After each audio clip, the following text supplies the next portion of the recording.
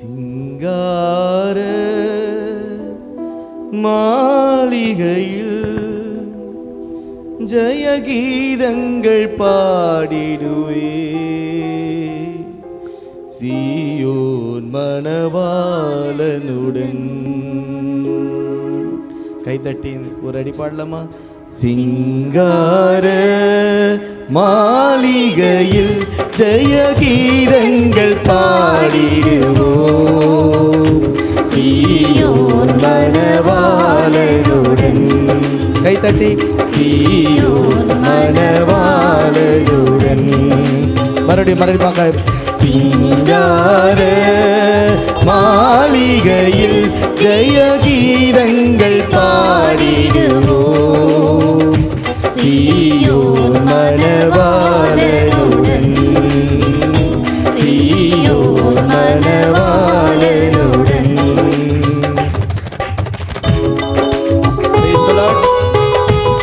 ஆனந்த பாடி அன்பரை சேர்ந்து ஆறுதல் அடைய போகிறோம். ஆமென். உற்சாகமாக கரங்களை தட்டி பிரைஸ் தி லார்ட்.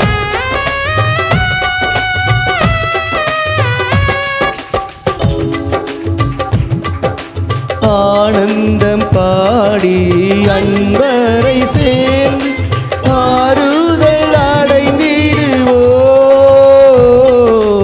ஆனந்தம் பாடி அன்பரை சேர்ந்து ஆறுதல் அடைந்திடுவோம்.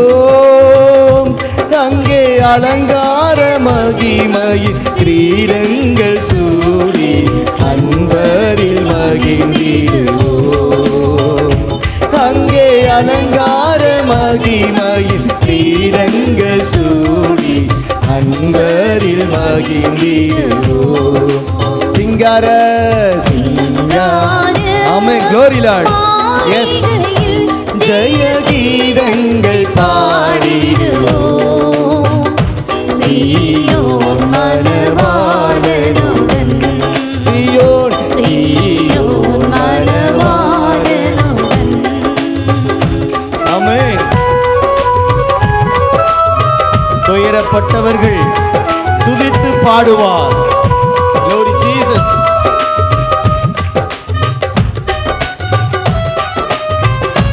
ஆமென்.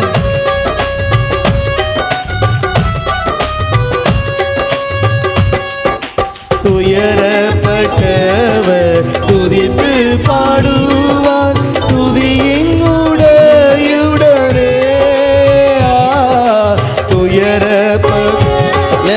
துதித்து பாடுவார், துதியின் உடையுடனே. அங்கே உயரமாம் சீயோன் உன்னதரோடு கலித்து கவி பாடுவேன். அங்கே உயரமாம் சீயோன் உன்னதரோடு கலித்து கவி பாடுவோம். சிங்கார மாளிகையில் ஜெயகீதங்கள் பாடிடுவோம், சீயோன் மணவாளனுடன், சீயோன் மணவாளனுடன், சீயோன் மணவாளனுடன். அல்லேலூயா அல்லேலூயா. என்னையே உற்சாகப்படுத்திக் கொள்ளும்படி இந்த பாடலை நான் பாடினேன். ஆமென். உங்களை உற்சாகப்படுத்துறதுக்கு இல்லை, என்னையே உற்சாகப்படுத்தும்படி. ஏன் அப்படி சொல்கிறேன்னா, இன்றைக்கு கொஞ்சம் 2 நாளைக்கு முன்னாடி வெள்ளிக்கிழமை நம்ம என்ன அனுசரித்து வந்தோம்? குட் ஃப்ரைடேவே ஆண்டுடைய மரணத்தை நினைவு கூறும்படி. அதுக்கப்புறம் 3ஆவது நாள் அவருடைய உயிர்த்தெழுதலை ஆராதிக்கும்படி, அனுசரிக்கும்படி. தொடர்ந்து அவருடைய வருகையும் நாம் நினைக்க வேண்டும், அந்த பரலோகத்தை நினைக்க வேண்டும் என்கிற ஒரு உற்சாகத்தின் ஆவிதான் எனக்குள்ள வந்தது. அல்லேலூயா. இயேசு கிறிஸ்து எதற்காக உயிர்த்தெழுந்தார் என்றால், நம்மளெல்லாம் கொண்டு போய் பரலோகத்திலே சேர்ப்பதற்காகவே. கர்த்தருடைய நாமம் மகிமைப்படுவதாக.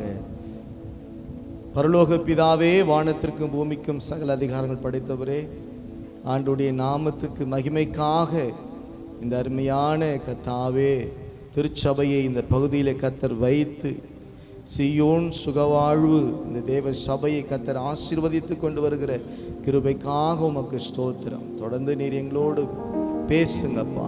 இயேசு ராஜாவின் நாமத்தில் பிதாவே, ஆமென். அல்லேலூயா. ஒரு சின்ன கேள்வி இந்த மெசேஜில் எனக்கு எழுந்தது.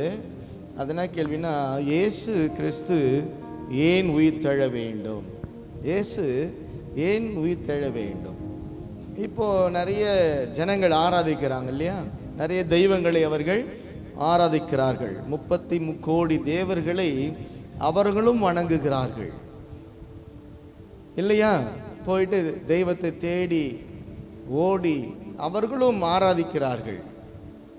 ஆனால் நம் ஆராதிக்கிற இயேசு கிறிஸ்து அவர் மரித்தவர் மாத்திரமல்ல, அவர் 3ஆம் நாளிலே தாம் சொன்னபடி உயிரோடு கூட எழுந்தவர். அல்லேலூயா. அப்போ ஒருவேளை எழவில்லை என்று சொன்னால் அவரையும் ஆராதிச்சு தான் இருந்திருப்பாங்க, அப்படி தானே? இப்போ நிறைய சாமியெல்லாம் உயிரோடவே எழல, மரித்த ராட்சசர்கள் அப்படின்னு பைபிளில் போடப்பட்டிருக்கிறது. அப்போ செத்து போனவங்க தானே. அவங்க வரலாற்று பின்னணியை பார்த்தா அவங்க உயிரோடு எழுந்ததாக எந்த சரித்திரமும் இல்லை. அல்லேலூயா. ஆனால் உலக வரலாற்றின் சரித்திரத்தையே ஆண்டவர் ஒரு பயங்கரமான ஒரு நற்செய்தி அறிவிக்கிறார்கள் சொன்னால், அவர் இங்கே இல்லை, அவர் உயிரோடு எழுந்து விட்டார் என்கிற அந்த வல்லமையுள்ள வார்த்தைகள் தான். ஆமென். அல்லேலூயா. ஆகையினால் அதற்கு ஒரு சில காரியங்களை நாம் பார்த்து சீக்கிரமாக முடிக்க போகிறோம். இயேசு ஏன் உயிர் தழ வேண்டும்? மத்தேயு 16ஆம் அதிகாரத்தை எல்லாம் திருப்பிக் கொள்வோம். 21லிருந்து 22 ஒரு 3 வசனங்களை வாசிக்க கேட்கலாம். 21, 22, 23. மத்தேயு 16ஆம் அதிகாரம். அது முதல் இயேசு தாம் எருசலேமுக்கு போய் மூப்பராலும் பிரதான ஆசாரியராலும் வேத பாரகராலும் பல பாடுகள் பட்டு கொலையுண்டு 3ஆம் நாளில் எழுந்திருக்க வேண்டும் என்பதை தம்முடைய சீஷர்களுக்கு சொல்லத் தொடங்கினார். அப்பொழுது பேதுரு அவரை தனியே அழைத்து கொண்டு போய், ஆண்டவரே, இது உமக்கு நேரிடக்கூடாதே, இது உமக்கு சம்பவிப்பதில்லை என்று அவரை கடிந்து கொள்ளத் தொடங்கினான். அவரோ திரும்பி பேதுருவை பார்த்து, எனக்கு பின்னாக போ சாத்தானே, நீ எனக்கு இடரலாய் இருக்கிறாய், தேவனுக்கு ஏற்றவிலை சிந்தியாமல் மனுஷருக்கு ஏற்றவிலை சிந்திக்கிறாய் என்றார். அல்லேலூயா. இந்த சம்பவம் எல்லாருக்கும் தெரியும் இல்லையா? இயேசு தாம் காட்டி கொடுக்கப்பட்டு கொலையுண்டு அவர் மரித்து 3ஆம் நாளிலே உயிரோடு எழ வேண்டும் என்பது அது தேவ சித்தம், அது தேவ திட்டம். அதை அவர் சொல்லுகிறார். சீஷரிடத்திலே சொல்லும் பொழுது சீஷர்கள் அது பிசாச போல வேறொரு அவர்கள் திட்டத்தை சொல்ல முயற்சிக்கிறாங்க.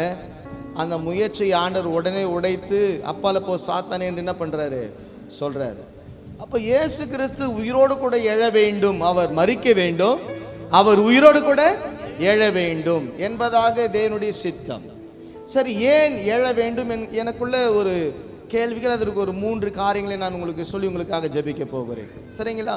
ரோமர் அதுக்கு ஆதாரமாக ரோமர் 1ஆம் அதிகாரத்தை நாம் திருப்பிக் கொள்ள போகிறோம். ரோமர் 1ஆம் அதிகாரம்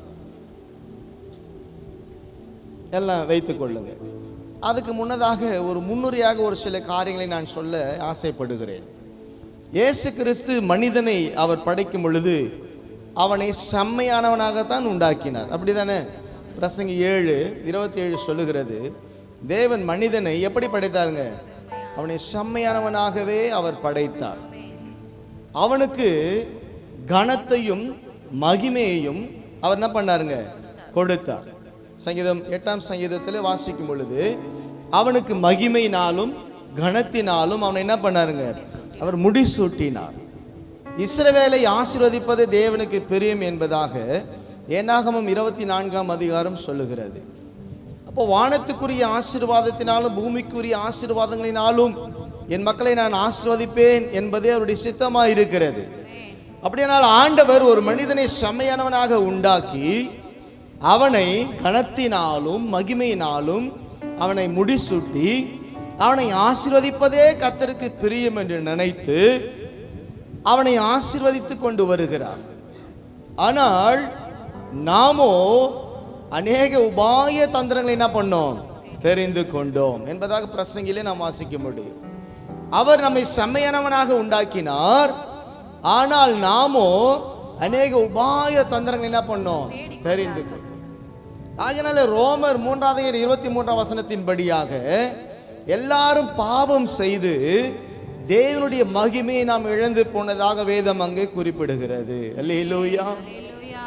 அப்படியானால் ஆண்டவர் எப்படியெல்லாம் ஒரு மனிதனை வைத்து அழகு பார்க்க வேண்டும் என்று நினைத்தாரோ அந்த சித்தம் அப்படியே மனிதன் அவனுடைய சுய புத்தியினாலே, உபாய தந்திரங்களினாலே, பாவ பழக்க வழக்கத்தினாலே அவன் அந்த மகிமையும் அந்த கனத்தையும் அந்த மகா பெரிய ஆசீர்வாதங்களையும் அவன் இழந்து போகிறதை நாம் வேதத்தின் அடிப்படையில் வாசிக்க நாம் பார்க்க முடியும். நல்லா கவனிங்க. அதற்காகத்தான் இயேசு கிறிஸ்து கலத்தியர் 3:13 நமக்காக அவர் சாபமானார் என்பதாக வேதம் சொல்லுகிறது. அல்லேலூயா. நமக்காக அவர் சிலுவையிலே அவர் சாபமானார் என்பதாக வேதம் சொல்லுகிறது. அப்படித்தானே? கர்த்தருடைய நாமம் மகிமைப்படுவதாக. அப்ப 2 கொரிந்தியர் 5:21 சொல்லுகிறது, அவர் இயேசு கிறிஸ்துவை பாவமாக்கினார். பிதாவானவர் என்ன பண்ணிட்டாருங்க, நம்முடைய பாவங்களுக்காக, நம்முடைய சாபங்களுக்காக அவர் சிலுவையிலே ரத்தம் சிந்தப்பட வேண்டும். நம்முடைய பாவங்களுக்காக அவர் நம்முடைய பாவத்தை சுமக்க வேண்டும் என்பதாக ஆண்டுடைய சித்தம் இப்பொழுது வேறு மாறியாக மாறிவிட்டது. அல்லேலூயா.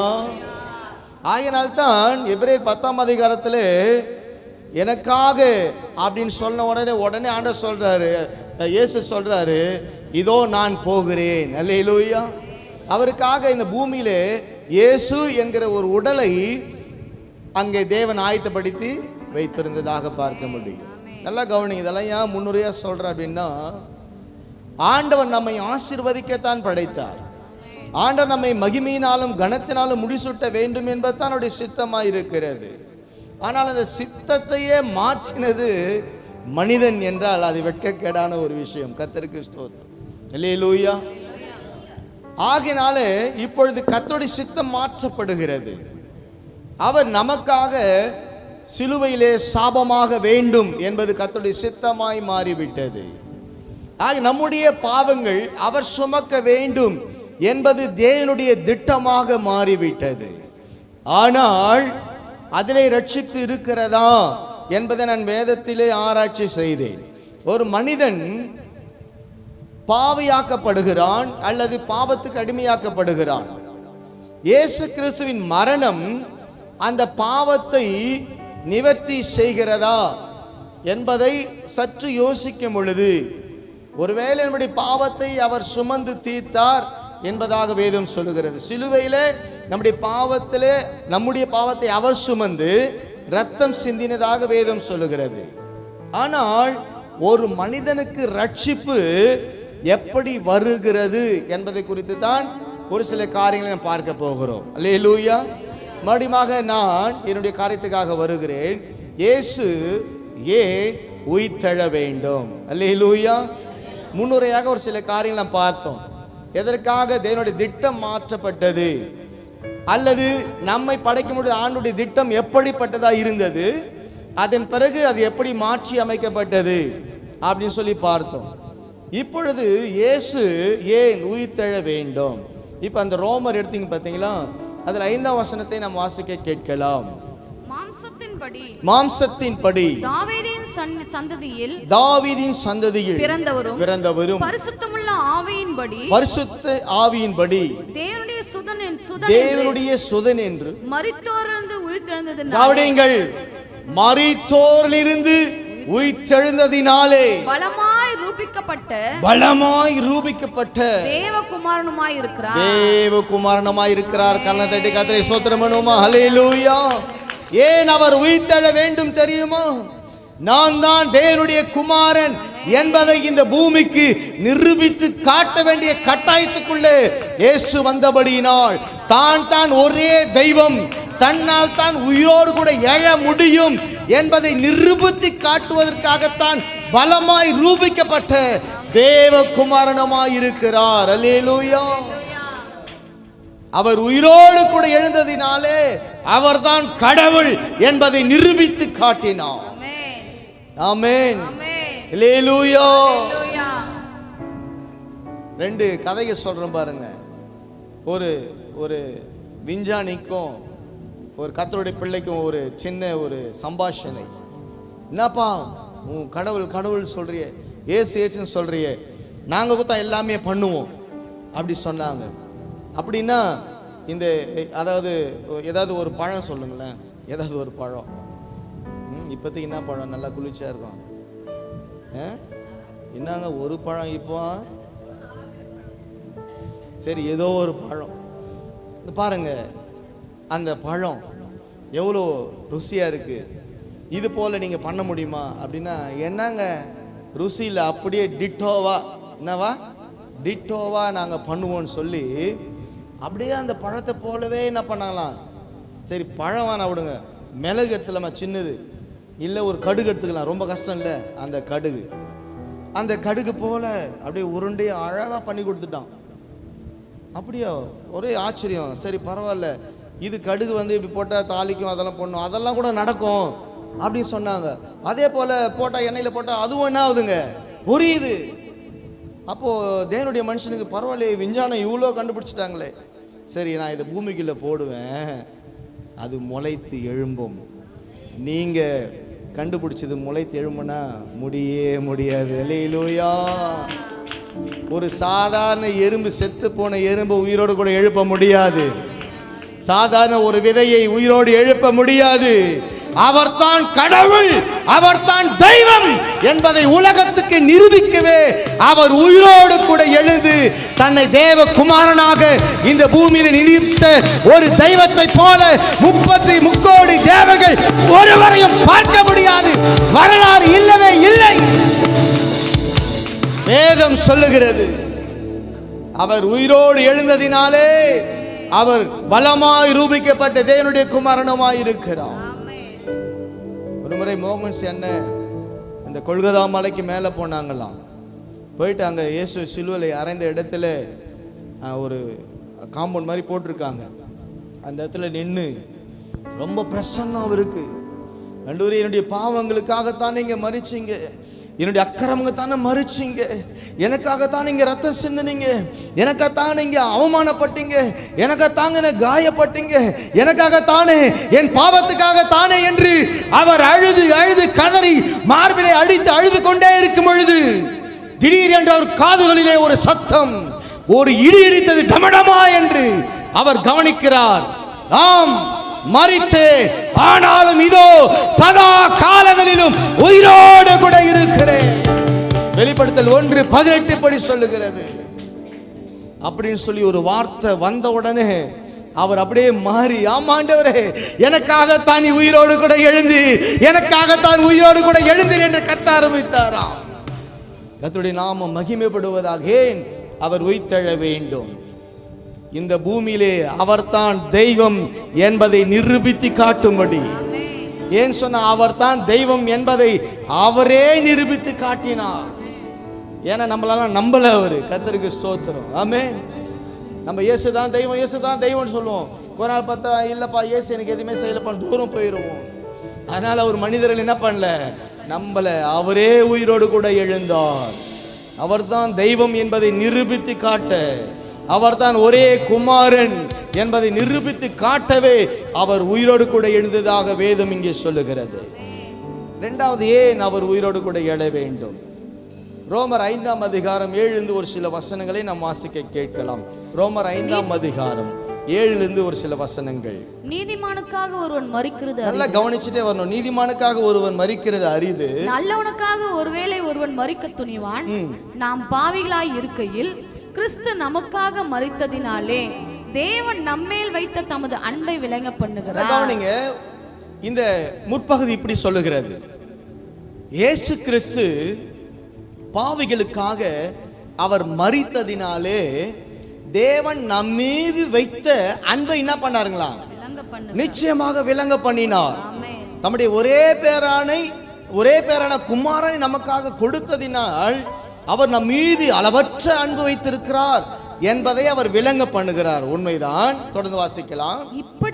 இப்படி நாம் அவருடைய இரத்தத்தினாலே நீதிமான்களாக்கப்பட்டிருக்க கோபாக்கினைக்கு நீங்களாக, கவனிங்கள், கோபாக்கினைக்கு நீங்களாக அவராலே நாம்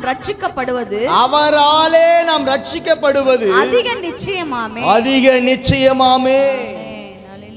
இதுக்கு ஒப்பனையான இன்னொரு வசனத்தை நான் சுட்டி காண்பித்து நான் இந்த காரியங்களை சொல்ல ஆசை. 1 பேதுரு 3:21 இதுல அவராலே என்பதாக தமிழ் வேத அகராதியிலே சொல்லப்பட்டிருக்கிறது. ஆனால் அந்த இடத்துல வேறொரு வார்த்தை போடப்பட்டிருக்கும். 1 பேதுரு 3:21 வாசிக்க கேட்கலாம். அதற்கு ஒப்பனையான ஞானஸ்தானமானது மாம்ச அழுக்கை நீக்குதலாய் இராமல் தேவனை பற்றும் நல் மனசாட்சி உடன்படிக்கையாய் இருந்து இப்பொழுது நம்மையும் இயேசு கிறிஸ்துவினுடைய உயிர்த்தெழுதலினாலே, கவனிங்கள், இயேசு கிறிஸ்துவினுடைய உயிர்த்தெழுதலினாலே ரட்சிக்கிறது. கரங்களை தட்டி ஒரு அல்லேலூயா சொல்லுங்க பார்க்கலாம். அல்லேலூயா. அவர் மரணத்தினாலே ஒப்புரவாக்கப்பட்டிருக்கிறோம். அவர் பாவியாயிருக்கும் போது நமக்காக மரித்ததினாலே அவருடைய அன்பு விளங்கினது என்பது உண்மைதான். ஆனால் நாம் எப்பொழுது ரட்சிக்கப்படுகிறோம் தெரியுமா? அவருடைய உயிராலே, அவருடைய உயிர்த்தெழுதினாலே, அவருடைய ஜீவனாலே, அவராலே. கரங்களை தட்டுங்க பார்க்கலாம். ஆமென். அல்லேலூயா சொல்லுங்க. அல்லேலூயா. ரோமர்ல அவராலே என்கிற ஒரு விஷயத்தின் பதம் இன்னொரு அகராதியிலே அவர் உயிராலே என்பதாக எழுதப்பட்டிருக்கிறது. அதற்கு ஒப்பனையாக அந்த பேதுரு நாம் வாசிக்கும் பொழுது மிக தெளிவாக அங்கு எழுதப்பட்டிருக்கும். பாருங்க, அவருடைய ஜீவனால தான் ரட்சிக்கப்பட்டு இருக்கிறோம். அதனால்தான் ரோமர் 6 வாசிக்க வேண்டாம். அவர் மரணத்தினாலே நாம் அப்படி அவரோடு ஒரு சிலுவையில் அறையப்பட்டோ, அவர் எப்படி 3ஆம் நாள் உயிர்த்தெழுகிறாரோ அந்த உயிர்த்தெழு சாயலில் நாம் இணைக்கப்பட்டிருக்கிறோம். அல்லேலூயா. அப்ப நாம் எதில் இணைக்கப்பட வேண்டும்? சாயல்ல, உயிர்த்தெழுதலில் நாம் இணைக்கப்பட வேண்டும். அப்ப இயேசு நம்மை ரட்சிக்கிறார் என்கிறது எதை வைத்து சொல்ல முடியும் சொன்னா, இயேசு உயிரோடு கூட எழுந்ததுனால தான் இன்றைக்கு நீங்களும் நானும் ரட்சிக்கப்பட்டு இருக்கிறோம். ஆகையினால்தான் உலகத்திலே இந்தியாவில் மாத்திரம் எத்தனை மொழி பேசப்படுகிறது யாருக்கா தெரியுமா? இந்தியாவில் மாத்திரம் எத்தனை மொழி பேசப்படுகிறது? ஏறக்குறைய இந்தியாவில் மாத்திரம் 1600 மொழிகளுக்கு மேல பேசப்படுகிறது.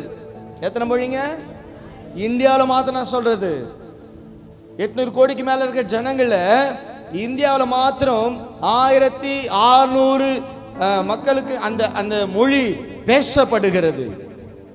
ஆனால் அந்த எல்லா மொழிகளிலும் ரட்சிப்பு என்கிற வார்த்தை வராது. எத்தனையோ மதங்கள் இருக்கிறது, எத்தனையோ தெய்வங்கள் இருக்கிறது. அத்தனை தெய்வங்களுக்கும் ரட்சிப்பு என்கிற ஒரு வார்த்தை பார்க்க முடியாது. ஓ, என கேட்கிற அருமையான பிரியமானவர்களே, அந்த பாக்கியம் கிறிஸ்தவர்களாகிய நமக்கு மாத்திரமே இருக்கிறது. என் மகளே, நீ ரட்சிக்கப்பட்டாயா? என் மகனை ரட்சிக்கப்பட்டாயா கேட்பதற்கு காரணம் என்ன? இயேசு கிறிஸ்து உயிரோடு கூட இருக்கிறார் என்கிற ஒரே அச்சாட்சி தான், அந்த சாட்சி தான் இன்றைக்கு நாம் ரட்சிக்கப்பட்டோமா என்பதற்கு கேட்பதற்கு ஒரு முக்கிய காரணம். அப்போ ஆண்டுடைய உயிர்த்தெழுதலில் தான் நான் ரட்சிக்கப்படுகிறோம் என்பது இன்றைக்கு தான் எனக்கு தெரியும் சொல்றவங்க கை உயர்த்துங்க பார்க்கலாம்.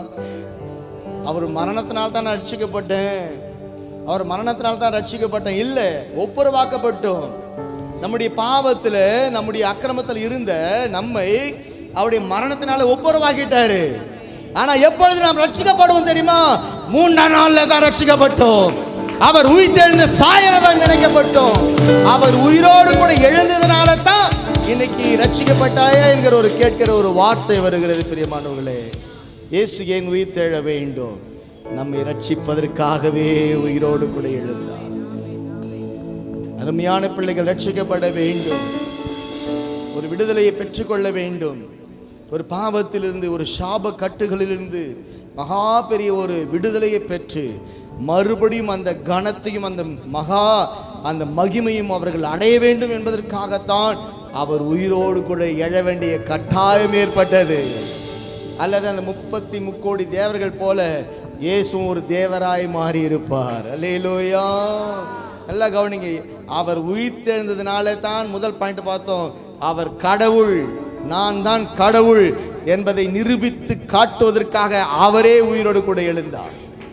இரண்டாவது, ஏன் அவர் உயிர்த்தெழ வேண்டும் என்று சொன்னால், மரணத்திலே என் பிள்ளைகளுக்காக நான் ரத்தம் சிந்திருக்கிறேன், அது வீணாய் போய்விடக்கூடாது என்பதற்காக, நாம் ரட்சிப்பின் சாயலை அடைய வேண்டும் என்பதற்காகவே அவர் உயிர்த்தெழுந்து நம்மையும் அவர் சாயலில் இணைத்து கொண்டார். ஆகையினால ஏன் அவர் உயிர்த்தெழ வேண்டும்? இரண்டாவது பாயிண்ட், நாம் ரட்சிக்கப்படும்படியாக உயிர்த்தெழ வேண்டும்.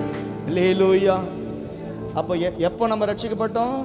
இயேசு கிறிஸ்து உயிர்த்ததில் தான் நம்ம ரட்சிக்கப்பட்டோம். கர்த்தருடைய நாமம் மகிமைப்படுவதாக. மூன்றாவது ஒரு காரியத்தை பார்க்க போகிறோம். ஏன் இயேசு உயிரோடு கூட எழ வேண்டும்? ரொம்ப ஆச்சரியமா 2 காரியம் சொன்னோம் இல்லையா? ஆனால் மூன்றாவது காரியம் சொல்லும்பொழுதே எனக்கு கொஞ்சம் பயமா இருக்கும். கர்த்தருக்கு அந்த வசனத்தை வாசிக்கலாமா? அப்போஸ்தலர் 17ஆம் அதிகாரம். அப்போஸ்தலர் 17ஆம் அதிகாரம் 30ஆம் வசனத்தை 31ஆம் வசனத்தை வாசிக்க கேட்கலாம். அறியாமையுள்ள காலங்களில் தேவன் காணாதவர் போல் இருந்தார். இப்பொழுதோ மனம் திரும்ப வேண்டும் என்று எங்குமுள்ள மனுஷர் எல்லாருக்கும் கட்டளையிடுகிறார். நல்ல கவனிங்க, இந்த வசனம் நான் காலையிலே தியானிச்சேன், அதிகாலையிலே தியானிச்சேன். அப்படியே யோசனை பண்ணிட்டே இருந்தேன். வந்து பவுலினம்மா வீட்டில் உட்காடுறேன். 5 நிமிஷத்துக்கு அப்புறம் தண்ணியெல்லாம் கொடுத்துட்டு பிறகு ஒரு வார்த்தை அவங்க சொல்கிறாங்க.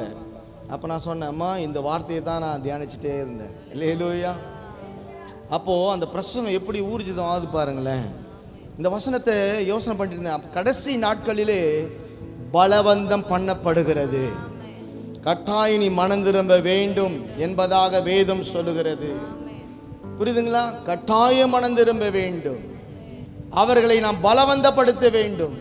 ஏதோ 1 முறை 2 முறை சொல்லி என்ன பண்ணுறக்கூடாது, விட்டுடக்கூடாது. எனக்கு ஒரு சிலர்லாம் ஆலோசனை கொடுப்பாங்க, அவங்கள அப்பால போ சாத்தானின்னு சொல்லி என் மனசில் சொல்லுவேன். இத்தனை முறை சொல்கிறேன், அவங்க மதிக்கவே மாட்டுறாங்களே, அவங்கள விட்டுடுங்கன்னு சொல்லுவாங்க. நான் அவங்கள விட மாட்டேன், இவங்கள தான் அப்பால போய் சாத்தானை என் இருதயத்தை சொல்லுவேன். கர்த்தருக்கு ஸ்தோத்திரம். மனம் திரும்ப வேண்டும் என்று கட்டாயமாக சொல்ல வேண்டும். அப்போ நம்ம அந்த மீடியாவில் பார்க்கும்போது ஒரு வாலிப பிரதர் என்ன பண்ணுறாங்க, நாங்கள்லாம் கூட செஞ்சுருக்கிறோம், ஆனால் இப்பொழுது அது வெளியே மீடியாவில் அந்த மதுபான கடைக்கு முன்னாடி நின்று, என் அன்பு சகோதரனே மதுபானம் குடிக்காதீங்க அப்படின்னு அப்படியே முட்டி போட்டு ஜெபம் பண்ணுறதை பார்க்க முடிகிறது. காரணம் தெரியுமா? கட்டாயப்படுத்தப்பட வேண்டும். மனம் திரும்புதலுக்கு அந்த காரியங்களை நாம் கட்டாயம் சொல்ல வேண்டும். நம்முடைய பிள்ளைகள் 10 முறை தவறுனா 11வது முறையாவது அவங்களை நாம் கட்டாயப்படுத்த வேண்டும். நம்முடைய கணவர்மார்கள் அவர்கள் மாறி போக அவர்கள் இடம் உண்டாக்காதபடிக்கு எத்தனை முறை வேண்டுமானாலும் அவர்களை நாம் கட்டாயப்படுத்த வேண்டும். மனம் திரும்பு மனம் திரும்பு மனம் திரும்பு என்று நாம் சொல்லிக்கொண்டே இருக்க வேண்டும். அது நம்மேல் இந்த கடமையாயிருக்கிறது. அப்போ பாருங்க, இப்படி சொல்லிட்டாரு. ஏன் இதை ஏன் உங்களுக்கு நான் அழுத்தமாக சொன்னேன் அப்படின்னா, அதற்கு அப்புறம் வர வசனம் அதற்கு நமக்கு தெளிவான ஒரு விளக்கத்தை தரும். 31ஆம் வசனத்தை வாசிக்கலாம். மேலும் ஒரு நாளை குறித்திருக்கிறார். அதிலே அவர் தாம் நியமித்த மனுஷனை கொண்டு பூலோகத்தை நீதியாய் நியாயம் தீர்ப்பார். அந்த மனுஷனை மரித்தோரிலிருந்து எழுப்பினதினாலே அது நிச்சயத்தை எல்லாருக்கும் விளங்க பண்ணினார். வசனம் புரிந்தவர்கள் கரங்களை தட்டி அல்லேலூயா சொல்லுங்க பார்க்கலாம். அல்லேலூயா. ஏன் அவர் உயிர்த்தெழ வேண்டும் என்று சொன்னால், நியாய தீர்ப்பே அவர் தான் கொடுக்கணும். செத்துட்டா எப்படி நியாய தீர்ப்பு கொடுக்க முடியும்? இதுதான் படிக்கும்போது பயந்துட்டேன். அப்ப ஏன் மனம் திரும்பு என்று சொல்ல வேண்டும்? ஒருவனை ஏன் பலவந்தப்படுத்த வேண்டும்? ஏன் மனம் திரும்பு, இயேசுவை ஏற்றுக்கொள் என்று நாம் கட்டாயப்படுத்த வேண்டும்? ஏன் அவன் காலில் கையில விழுந்தாவது இயேசுவை ஏற்றுக்கோன்னு சொல்லி ஏன் சொல்லக்கூடாது அப்படின்னு சொன்னா, ஒரு மனிதன் உயிரோடு கூட எழுந்திருக்கிறார் ஐயா, அவர் மறுபடியும் வருவாரியா. அவர் வந்தா இந்த பூமியை அவர் நீதியோடும் நியாயத்தோடும் அவர் நியாயத்திற்க அவரை எழுப்பதினால நிச்சயத்தை சொல்லி இருக்கிறார். இப்ப புரியுதுங்களா உங்களுக்கு? ஏன் அவர் உயிரோடு கூட எழ வேண்டும் அப்படின்னா, அவர் நீதிபதியா வர வேண்டும். அதுக்கு முன்னதாக எப்படி இருந்தார் 3 ஆண்டு காலத்தில் அப்படின்னு சொன்னா, அவர் நமக்காக வழக்காடுவராக இருந்தார். இப்பொழுதும் பரிந்து பேசுகிறவராகத்தான் இருக்கிறார். ஆனால் அந்த உயிரோடு எழுந்த அந்த இயேசு கிறிஸ்து ஏன் அவரை எழுப்ப வேண்டும் என்று சொன்னால், மனம் திரும்பாத பட்சத்திலே நீதி உள்ள நியாயத்திற்கு ஒன்று வரப்போகிறது. அல்லேலூயா. எல்லாம் உயிர்த்தெழுதல எல்லாம் புது ட்ரெஸ்ஸில் போட்டுன்னு பிரியாணிகளை செஞ்சு இதெல்லாம். இப்பொழுது இன்னொரு அருவருப்பான காரியம், நைட்டே ஸ்டார்ட் பண்ணிட்டாங்க உயிர்த்தெழுதல்.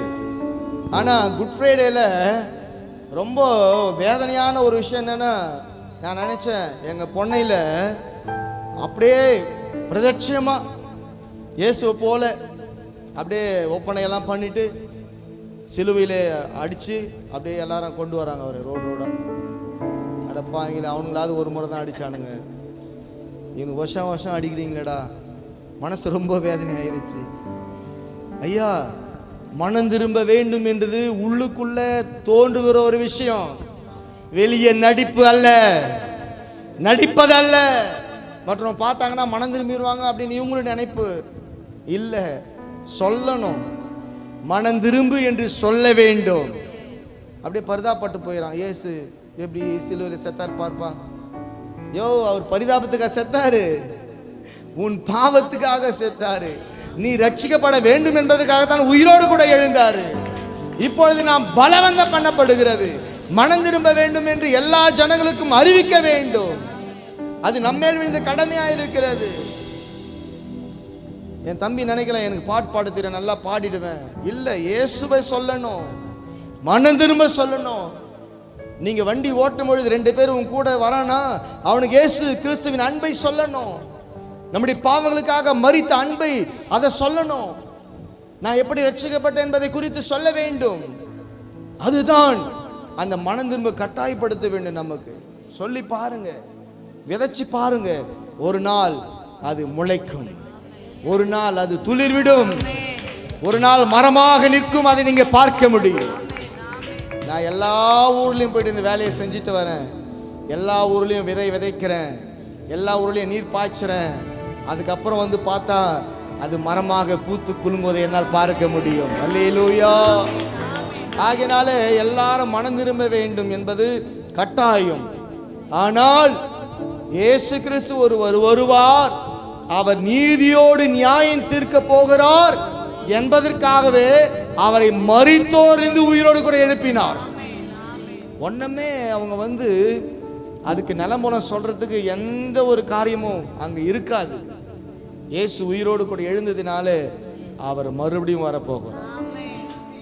ஒரு சின்ன கதை சொல்றேன் பாருங்களேன். நல்லா அப்படி உட்காருங்க, நல்லதான் இருக்கிறீங்க, இன்னும் நிமிந்து உட்காருங்க. கர்த்தருக்கு சொல்றேன். அல்லேலூயா. ஒரு வக்கீல் என்ன பண்றாங்க, அவசரமா போறாங்க, டியூட்டிக்கு போறாங்க இல்லையா. மேலே கோட்டெல்லாம் போட்டு, பிளாக் கோட்டெல்லாம் போட்டு என்ன பண்ணுவாங்க, இந்த மாதிரி ஒயிட் ஷர்ட்டு மேலே கோட்டெல்லாம் போட்டு வராங்க. ஒரு பெரிய பாலம் வழியாக அவங்க கடக்க போகிறாங்க. கொஞ்சம் தூரம் இருந்து பார்த்தா அந்த ஆற்று ஓரமாக யாரோ ஒரு மனிதன் அப்படியே கை அசைச்சிட்டு காப்பாற்றுங்க அப்படின்னு சொல்கிற ஒரு இது தெரியுது. யாரோ அடிச்சுட்டு வராங்க, ரொம்ப வேகமாக போகுது அந்த ரிவர். உடனே என்ன பண்ணார், கொஞ்சம் காரை வேகமாக இயக்கி இந்த பக்கம் வந்து பண்ணிட்டு அந்த கோட்டுக்கிட்டெல்லாம் தூக்கி அவுத்து போட்டு அந்த கார்லேருந்து ஓடி வந்து அந்த மனுஷன் வரத்துக்குள்ளே என்ன பண்ணுறாங்க, அந்த ஆற்றுல குதிச்சு. நல்லா கவனிங்க, அது ஒரு ஒரு கிணறுனா குதிச்சு தூக்கிட்டு வந்துடலாம் இல்லையா. இது ஆறு, அடிச்சுட்டு போயிட்டே இருக்கும், ரொம்ப திறமை வேணும். அப்படி இல்லைன்னு சொன்னால் ஒரு ஒரு உயிரையே தியாகம் பண்ணுற ஒரு தியாக மனப்பான்மை இருந்தால் தான் அதை என்ன பண்ண முடியும், அந்த மனிதனை காப்பாற்ற முடியும். ஆனால் மனுஷன் பாருங்க, அந்த அவர் அவசரமாக போகிறாரு ஆஃபீஸுக்கு, அந்த கோர்ட்டுக்கு. ஆனாலும் ஒரு உயிர் போதே அப்படி சொல்லி அவர் காப்பாற்றி கொண்டு வந்து கரைக்கு சேர்த்து. அப்போ சொல்கிறேன், என்னப்பா ஆச்சு, என்ன விஷயம் உனக்கு? அப்போ அவன் சொல்கிறான், ஐயா நான் ஒரு அனாதை ஐயா, எனக்கு பிழைக்கிறதுக்கு வழி இல்லை, எனக்கு உதவி செய்யறதுக்கு யாரும் இல்லை, நான் ஒரு அனாதை, ஆகினால செத்து போயிடலாமான்னு தான் ஆற்றுல விழுந்தேன். ஆனால் உயிர் பயம் வந்துட்டு காப்பாற்றுன்னு கத்த ஆரம்பிச்சிட்டேன். அப்படிலாம் சொல்லாதப்பா அப்படின்னு சொல்லி அவர் கார்லேருந்து ஒரு 10,000 ரூபாய் கொடுத்து, என்ன நீ வந்து ஏதாவது ஒரு தொழில், உனக்கு தெரிஞ்ச தொழில் ஏதாவது ஒன்று பண்ணி நீ என்ன பண்ணுங்க, பொழைச்சிக்கப்பா. நீ வந்து சாவணும்னு நீங்கள் என்ன பண்ணாதீங்க, முடிவெடுக்காதீங்க. சரின்னா அவர் ரொம்ப ஆறுதல் பண்ணார். ரொம்ப அழுது காலெல்லாம் விழுந்து ரொம்ப சந்தோஷமாக அவர் போயிட்டார். நாட்களும் கடந்தது, கொஞ்சம் வருஷம் அப்படி போனால் இப்போ கோர்ட்டில் நீதிபதி வராருன்னா எல்லோரும் எழுந்து நிற்கணும். அப்போ நீதிபதி வந்தது யாருன்னு கேட்டிங்கன்னா, அன்னைக்கு குச்சி காப்பாற்றினார் பாருங்க, அவர் திறமையில் படித்து அவர் நல்லா வக்கீலை பண்ணி அவர் என்ன பண்ணியிருக்காரு, இன்றைக்கு ஜட்ஜாக வந்து உட்காந்துருக்கார். வந்து உட்காந்த உடனே ஒரு குற்றவாளி அப்படியே குனிந்து அந்த குற்றவாளி கூண்டிலே அழுது கொண்டே இருக்கிறான். எல்லாரும் உட்கார வச்சார். இவரும் வணங்க சொல்கிறான். அப்படியே எழுந்து பார்த்தா ஜட்ஜி. அந்த பக்கம் குற்றவாளி யார் தெரியுங்களா, கொஞ்ச நாளைக்கு முன்னாடி ஆற்றுல அடிச்சுட்டு போனான் பாருங்க, அவன் தான் குற்றவாளியாக நிற்கிறான். அப்படியே பார்க்குறார். சரி விசாரிக்கிறார்.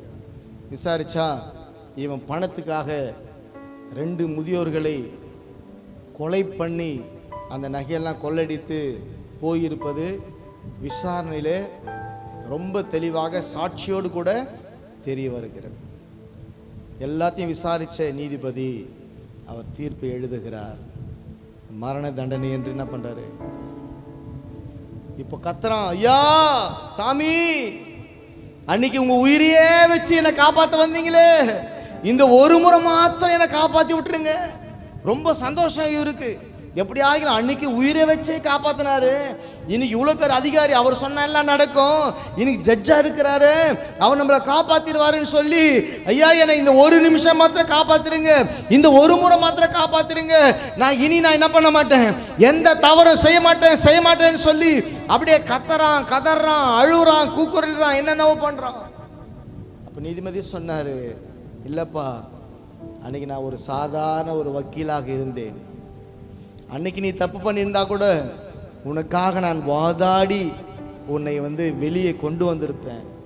ஆனால் நான் அந்த இடத்துல இப்பொழுது நான் இல்லை. இப்போது நான் இருக்கிற இடம் நீதிபதி, நான் நீதியாகத்தான் செய்ய வேண்டும் என்று சொல்லி அவனுக்கு மரண தண்டனையை முள்ளுடைத்து விட்டார். பிரியமானவர்களே, அன்றைக்கு ஆண்டவராகிய இயேசு கிறிஸ்து நமக்காக வாதாடுகிற ஒரு பரிசுத்த ஆவியானவர், நமக்காக பரிந்து பேசுகிற ஒரு தேவனாக இருந்தார். ஆனால் அவர் உயிரோடு கூட எழுந்து போயிட்டாரு. மறுபடியும் வரும்பொழுது நாம் எல்லாம் அவர் இனியும் வக்கீலாக நினைக்க முடியாது, நமக்காக பரிந்து பேசுகிறார் நிற்க முடியாது. அவர் நீதியோடும் நியாயத்தோடும் தான் அவர் தீர்ப்பு செய்வார். இந்த உயிர்த்தெழுதல் அதற்காகத்தானே அவர் உயிரோடு கூட எழுந்தார். நீதியாய் தீர்ப்பு செய்வதற்காகத்தான் அவர் உயிரோடு கூட எழுந்ததாக வேதம் சொல்லுகிறது. ஆகினாலே உயிரோடு கூட எழுந்த இந்த செய்தி நம்முடைய வாழ்க்கையிலே மிகப்பெரிய ஒரு பயத்தை உண்டாக்க வேண்டும். ஒருவேளை பல விஷயங்களை நாம் மனம் திரும்பாத பட்சத்தில் இன்றைக்கு இந்த சபை உங்களை பலவந்தம் பண்ணப்படுகிறது. இன்றைக்கு இந்த சபை உங்களை அதாவது உங்களை மறுபடி மனம் திரும்ப வேண்டும் என்று சொல்லி பலவந்தம் பண்ணுகிறோம். ஊழிக்காலாகிய நாங்கள் கைத்தட்டுகள் என்று பலவந்தம் பண்ணுகிறோம். ஊழிக்காலாகிய நாங்கள் வாய் திறந்து பாடுங்கள், ஜெபியுங்கள், பரிசுத்தமாயிருங்கள், கர்த்தருக்கு காணிக்கை கொடுங்கள், ஊழியத்தை தாங்குங்கள், கர்த்தருடைய வருகை சமயமாயிருக்கிறது என்று சொல்லி நாங்கள் பலவந்தம் தான் பண்ணுவோம். நீங்கள் எத்தனை முறை பின்மாற்றமாய் அடைந்து போய்கொண்டே இருந்தாலும் அத்தனை முறையும் நாங்கள் பலவந்தம் பண்ணுவோம். நீங்கள் மனம் திரும்ப வேண்டும் என்று. காரணம், உயிரோடு கூட எழுந்த தேவாதி தேவன் வரும்பொழுது நமக்காக பரிந்து பேசுவதாக வரமாட்டார், மாறாக அவர் நீதிபதியாய் தான் வருவார். அவர் நியாயத்தோடு நீதி செய்வதற்காகத்தான் உயிரோடு கூடவே எழுந்திருக்கிறார் என்கிற ஒரு உண்மையை நாம் இன்றைக்கு தெரிந்து கொள்ள வேண்டும். ஆகினால பிரியமானவர்களே, தேவன் நம்மோடு கூட இருக்கிறார். தேவன் நம்மை அசுத்தத்திற்கல்ல, பரிசுத்தத்துக்கு நம்ம அழைத்திருக்கிறார். அவரை அசட்டை செய்ய தேவன் இடம் கொடுக்க விடமாட்டார். மனம் திரும்ப வேண்டும் என்பது கட்டாயம். இன்றைக்கு நாம் மாத்திரம் மனம் திரும்பாத பட்சத்தில் இருந்தோமானால் அந்த விலக்கு தண்டை நம்மிடத்திலிருந்து எடுத்து போட்டு விடுவார். மரித்தவர் அவர் மரித்தவராக போய்விடவில்லை. எழுந்ததற்கு ஒரு முகாந்திரம் இருக்கிறது. அவர்தான் இந்த உலகத்தின் தேவன் என்பதற்காக ஒருவேளை இந்த யூடியூப் மூலமாக இந்த செய்தியை பார்க்கிற என் அன்பு சகோதரனே சகோதரி, நீ எந்த மதமானாய் இருக்கலாம், எந்த மனிதனாய் இருக்கலாம், ஆனால் ஒரு தீர்ப்பு உனக்காக வரப்போகிறது. அதற்காகத்தான் அவர் உயிரோடு கூட எழுந்திருக்கிறார். இந்த பூமியில் எந்த தெய்வமும் இதுவரைக்கும் உயிரோடு கூட எழுந்தது சரித்திரமில்லை. இயேசு மாத்திரமே உயிரோடு கூட எழுந்திருக்கிறார். அவர் எழுந்ததற்கு ஒரு முகாந்திரம் இருக்கிறது. இப்பொழுதே மனம் திரும்ப வேண்டும் என்று நம்மை கட்டாயப்படுத்தி கொண்டிருக்கிறார். வெளியே இருக்கிற எல்லா ஜனங்களுக்காக ஒரு நிமிஷம் எல்லாரும் கர்த்தரை ஸ்தோத்திரம் பண்ணி ஜெபம் பண்ணுங்க பார்க்கலாம். ஜெபம் பண்ணுங்க. ஆண்டவரே, மனம் திரும்ப வேண்டும் சொல்லுங்க. தெரியாதவங்களுக்கு நினைச்சு சொல்லுங்க. எப்படியாக நம்முடைய கண்ணீர் அவர்களுக்காக சிந்தப்படுவதாக. இந்த உயிர்த்தெழுந்த நாளிலே ஒரு பொறுத்துணையோடு கூட கடந்து செல்வோம். ஆண்டவரே, நீ வரும் பொழுது நீதிபதியாய் வரப்போறீங்கப்பா. அப்பொழுது எனக்கு தெரிஞ்சவங்க அவங்க பாதாளத்தில் போகக்கூடாது ஐயா. எனக்கு தெரிஞ்சவங்க நரகத்துக்கு போகக்கூடாது ஐயா. ஆண்டவர் அறியாதவங்க அப்படியே கைவிடப்படக்கூடாது ஐயா. சோத்திர சொல்லி கேளுங்க. ஹல்லேலூயா, ஹல்லேலூயா, ஹல்லேலூயா. மனம் திரும்பாத பட்சத்திலே ஓ தேங்க்யூ ஜீசஸ். ஆண்டவரே, நீர் உயிரோடு கூட எழுந்ததின் நோக்கம் ஆமென், ஆமென். ரட்சிக்கப்படுவதே ஹல்லேலூயா, ஹல்லேலூயா. கட்டப்பட்ட மனிதர் எல்லாம் கட்டவிழ்க்கப்பட வேண்டும். காயப்பட்ட மனிதரெல்லாம் கல்வாரி வர வேண்டும். கர்த்தர் உம்மை காண வேண்டும். காயப்பட்ட மனிதரெல்லாம் கட்டவிழ்க்கப்பட வேண்டும். கர்த்தர் உம்மை காண வேண்டும். அவருடைய உயிர்த்தெழுதல் சாயலில் இணைக்கப்படுவதற்கு அவர் உயிர்த்தெழுந்தது நோக்கமே என் மகளே நீ ரட்சிக்கப்பட வேண்டும் என்பதற்காக, என் மகனே நீ மனம் திரும்ப வேண்டும் என்பதற்காக. ஆனால் அவர் வரும் பொழுது உனக்காக பரிந்து பேசுவராக வரமாட்டார். அவர் நீதி உள்ள நியாயாதிபதியாய் வருவார்.